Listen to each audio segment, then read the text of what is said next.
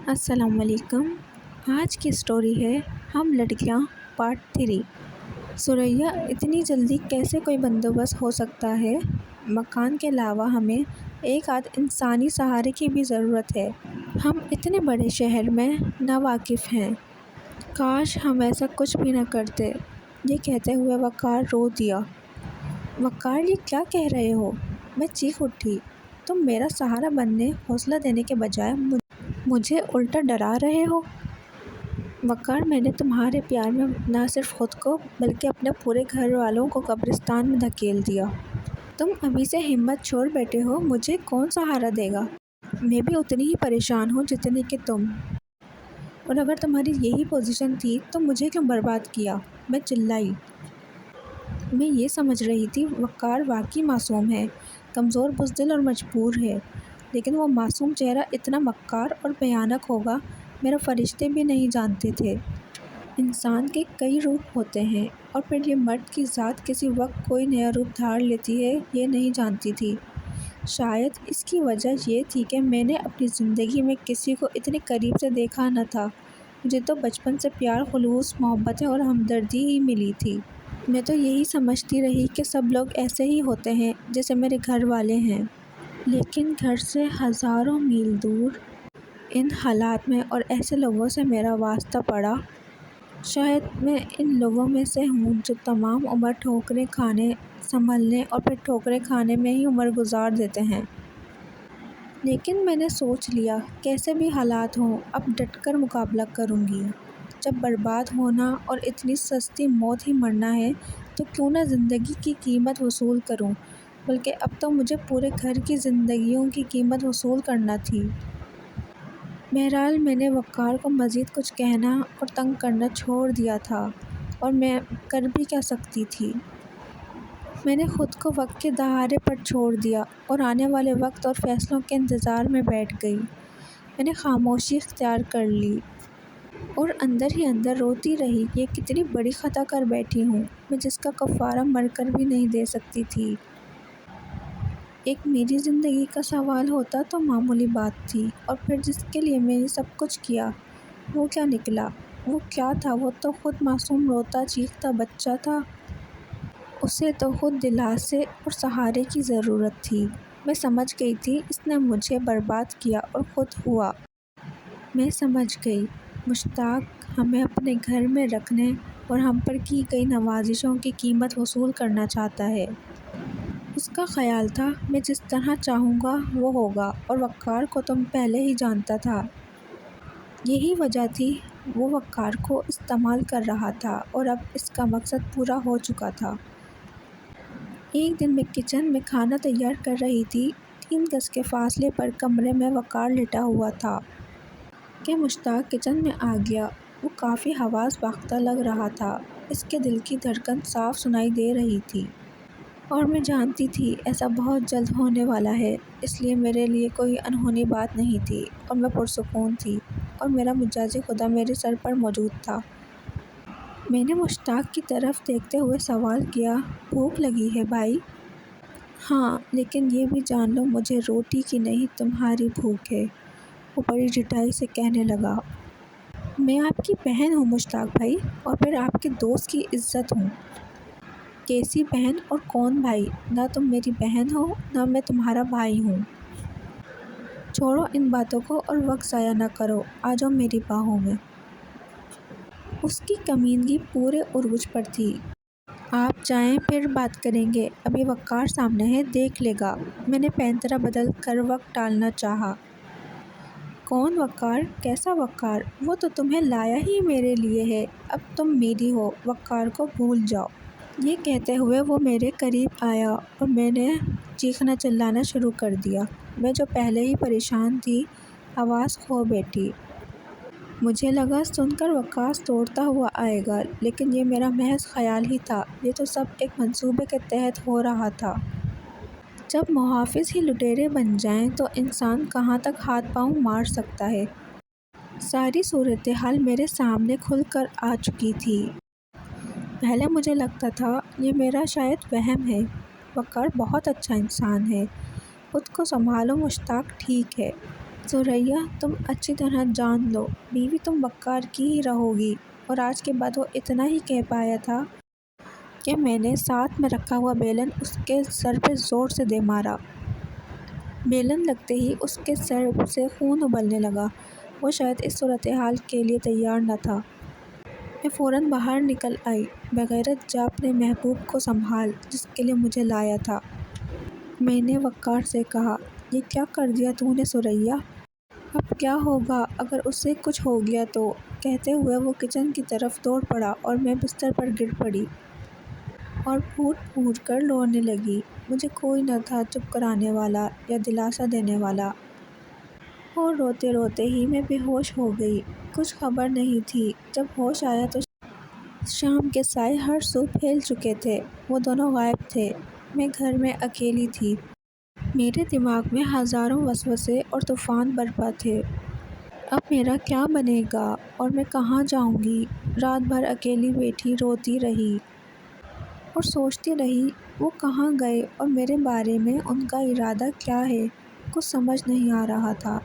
بس یہی بات بار بار ذہن میں آ رہی تھی، مرنا ہے اور صرف مرنا ہے۔ لیکن سستی موت ہرگز نہیں۔ کچھ قیمت لگوانی ہے مجھے، خود کو سنبھالنا ہے اور حالات کا مقابلہ ٹھیک طریقے سے کرنا ہے۔ اگر ذرا سی کمزوری اور نرمی میں نے برتی تو میرا سب کچھ تباہ ہونے کے بعد انجام کیا ہوگا وہ سب میرے سامنے تھا۔ اگلی صبح وقار اسپتال سے آتے ہی کہنے لگا، تم نے اچھا نہیں کیا، وہ ہمارا محسن تھا، اگر تم اس کی بات مان لیتی تو کیا فرق پڑتا؟ وقار تم اتنے بے غیرت ہو گئے؟ اس کے آگے میں کچھ نہ سن سکی۔ وہ وقار تو مجھے اس کے لیے لایا تھا، یہ سچ ہے۔ ہاں اس کے لیے لایا ہوں، وہ دھاڑا۔ میں ذہنی توازن کھو بیٹھی، قریبی چارپائی پر دھڑام سے گری۔ میں بے ہوش ہو گئی تھی۔ جب ہوش آیا تو وہ جا چکا تھا۔ شام کو اس کی واپسی ہوئی۔ اس نے کہا، سوریا اس کی حالت ٹھیک نہیں، اگر وہ مر گیا تو میں تجھے تھانے پہنچا دوں گا۔ وہ غرایا، ٹھیک ہے وقار مجھے تھانے پہنچا دینا، لیکن اگر میں مشتاق کی بات مان لوں تو تمہیں کوئی اعتراض نہیں ہوگا؟ آخرکار میں تمہاری بیوی ہوں، عزت ہوں، تمہیں دکھ صدمہ نہیں ہوگا؟ نہیں کچھ نہیں ہوگا، یہ وقت کی مجبوری ہے سوریا۔ وہ مجھے آمادہ دیکھ کر جھوم اٹھا۔ جی ہاں، یہ میرا مجازی خدا تھا، میری عزت کا محافظ، اور اس کے لیے میں 7 بھائیوں کی اکلوتی لاڈلی بہن اور والدین کی چہیتی۔ رات کی تاریکی میں سب کچھ چھوڑ کر آ گئی تھی کہ وقار اداس نہ ہو۔ مگر وقار کمرہ تو ایک ہی ہے۔ میں اس بے غیرت کی انتہا دیکھنا چاہتی تھی۔ بظاہر میرے لہجے میں عمادگی تھی۔ تو کیا فرق پڑتا ہے، میں دوسری چارپائی پر ہوا کروں گا، وہ بڑے اعتماد و بربادی سے کہہ رہا تھا۔ اس کا مرجھایا ہوا اور افسردہ چہرہ ایک دم کھل اٹھا۔ وقار تم ایک پورے گھرانے کو برباد کر کے سکون سے جی سکو گے؟ یہ نہ ہوگا، میں نے دل ہی دل میں کہا اور اسے مزید ٹولنے لگی۔ بےغیرتی کی تمام حدیں تو وہ پلانگ ہی چکا تھا۔ وقار ایسا کیوں نہ کر لیں، تم مجھے طلاق دے دو اور میں مشتاق سے ہی شادی کر لوں۔ یہ ہو جائے تو بہت اچھا ہے، مگر وہ نہیں مانے گا۔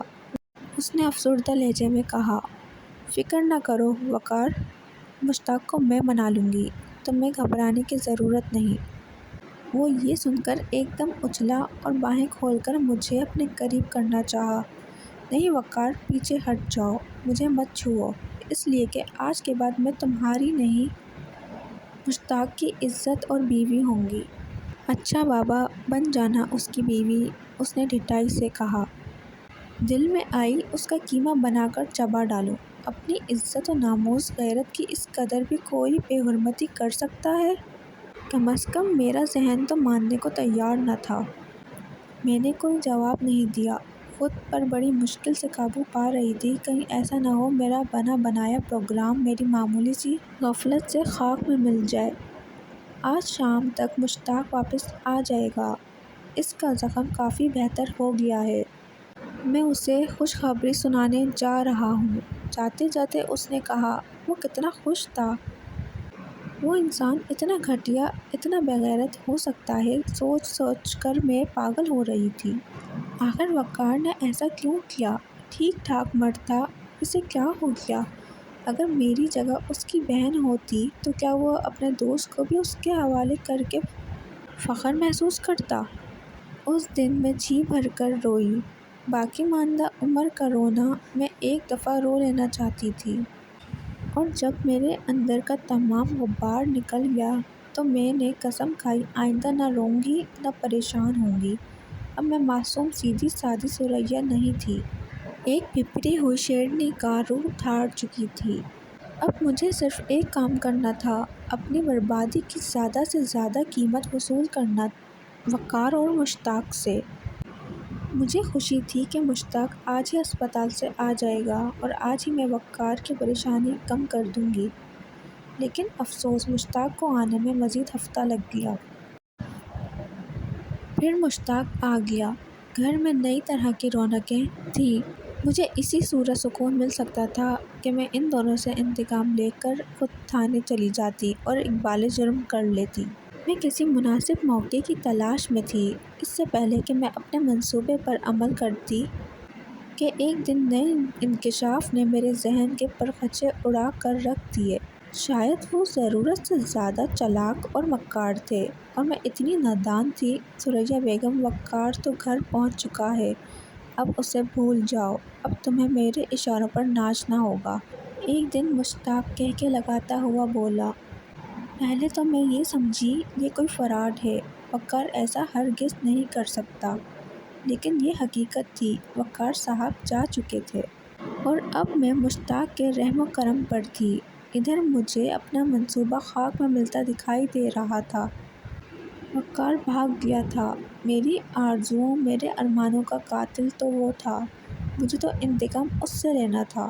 مشتاق سے میں نے کئی مرتبہ فریاد کی کہ مجھ سے شادی کر کے مجھے ہمیشہ کے لیے تحفظ دے دو، میں برباد تو پہلے ہی ہو چکی ہوں، اب مجھ میں ہمت نہیں نیا صدمہ برداشت کرنے کی۔ میں اپنے تمام منصوبے سے دستبردار ہونے کی سوچ کر مشتاق سے درخواست کی، تمہیں صرف میری داشتہ کے طور پر رہنا ہوگا، شادی کے چکر میں نہ پڑو، میں تو پہلے ہی شادی شدہ ہوں۔ وہ انتہائی کمینگی کا مظاہرہ کرتے ہوئے بڑبڑایا، پہلے تو تمہیں زخمی کرنے کا مزہ چکھاؤں گا، بعد میں سوچوں گا تمہارے ساتھ کیا کروں، مجھے معاف کر دو مشتاق، اتنے بڑے شہر میں میرا کوئی نہیں اب سوائے تمہارے۔ ہاں ہاں یہ تو ہے، تو میرے اشاروں پر ناچنے کے لیے تیار ہو جا اگر میری ہمدردی چاہیے تو، ورنہ کیا مشتاق؟ میں مکمل طور پر ہتھیار پھینک چکی تھی، جاننا چاہتی تھی وہ کیا چاہتا ہے، ورنہ تم خود ذمہ دار ہو اپنے سیاہ سفید کی۔ اچھی طرح سوچ لو، کوئی زور زبردستی نہیں، وہ میری بے بسی پر طنز کر رہا تھا۔ ٹھیک ہے، تم مجھے چند دن دو، میں کوشش کروں گی تمہاری بات مان لوں یا پھر تمہارا گھر چھوڑ دوں۔ میں کوئی فیصلہ کرنا چاہتی تھی، لمحہ لمحہ سسکتی زندگی سے تنگ آ چکی تھی۔ ٹھیک ہے سوچ لو، یہ کہہ کر وہ گھر سے باہر نکل گیا۔ وہ سارا دن باہر رہتا، نہ جانے کون سی نوکری کر رہا تھا۔ چند دن گزرنے کے بعد وہ کہنے لگا، تو پھر کیا سوچا ثریا رانی، ابھی تک کوئی فیصلہ نہیں کر سکی؟ آج رات کی مہلت دے دو، صبح ہوتے ہی میں تمہاری بات مان لوں گی یا یہ گھر چھوڑ دوں گی۔ میری بے بسی انتہا کو تھی۔ بالکل ٹھیک، اس نے ایک شیطانی قہقہ لگایا، وہ جانتا تھا یہ کہاں جائے گی، اسے میری بات ماننا پڑے گی، جبکہ مجھے اپنی عزت کی پوری قیمت وصول کرنا تھی۔ میں اتنی سستی تو نہ تھی جتنی وہ سمجھ رہا تھا۔ رات آدھی سے زیادہ ڈھل چکی تھی، دروازے پر دستک ہوئی۔ یہ وہ رات تھی جس کی میں نے مہلت مانگی تھی۔ میں نے اٹھ کر دروازہ کھولا تو ہاتھوں میں پستول لیے دو نقاب پوش میرے سامنے تھے۔ میں خوف سے لرز گئی، لیکن جلد سنبھل گئی۔ اس سے پہلے کہ وہ مجھ سے یا میں ان سے کچھ پوچھتی، انہوں نے مجھے اٹھا کر گاڑی میں ڈال دیا۔ خبردار، چیخنے چلانے کی ضرورت نہیں، ایک نقاب پوش نے دھمکی دی، اور پھر مجھے کچھ ہوش نہیں رہا۔ جب ہوش آیا تو میں ایک انتہائی قیمتی بیڈ روم میں تھی اور میرے سامنے والی کرسی پر بیٹھا کوئی سگار پی رہا تھا۔ مجھے ہوش میں آتا دیکھ کر بولا، دیکھو لڑکی، تمہیں خوف زدہ ہونے کی ضرورت نہیں۔ یہ بہت بڑا بنگلہ ہے جس کے بیڈ روم میں تم موجود ہو۔ میں نے تمہیں 60,000 میں خرید لیا ہے۔ میں کبھی کبھار آیا کروں گا۔ ماضی کو بھول جاؤ، نئی زندگی سے سمجھوتہ کرنے کی کوشش کرو۔ یہاں پر تمہیں کسی چیز کی کمی نہیں ہوگی۔ نوکر خدمت کے لیے حاضر ہیں۔ ہر چیز تمہیں اشارہ کرنے پر مل جائے گی، لیکن کوئی احمقانہ حرکت کرنے کی کوشش نہ کرنا ورنہ پچھتاؤ گی۔ چوٹیں کھانے کی شاید اتنی عادی ہو چکی تھی کہ اس انکشاف سے کوئی مجھ پر بجلی نہ گری تو میں 60,000 میں فروخت کر دی گئی ہوں۔ اس کے جانے کے بعد میں نے سوچا، چلو کوئی بات نہیں، اور کچھ نہیں تو کم از کم گھر اور تحفظ تو مل ہی گیا۔